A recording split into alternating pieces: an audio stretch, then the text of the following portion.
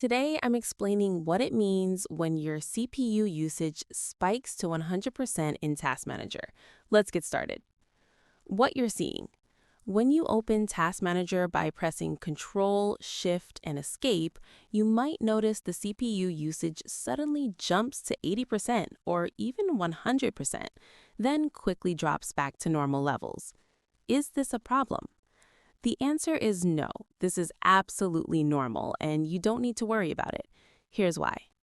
Why CPU spikes happen. When you first open Task Manager, your computer is performing multiple tasks simultaneously.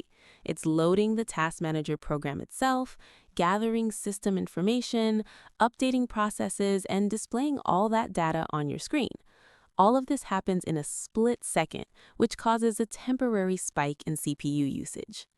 Normal versus problematic CPU usage. Brief spikes to 80 or 100% that last just a second or two are completely normal. Your CPU is designed to handle these bursts of activity. However, if your CPU stays at 80 to 100% constantly for several minutes or longer, especially when you're not running demanding programs, then that could indicate an issue like background processes, malware, or a system problem. When to take action. Monitor your CPU usage over time.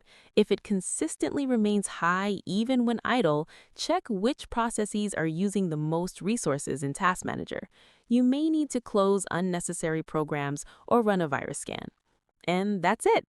Brief CPU spikes to 100% in Task Manager are completely normal and nothing to worry about.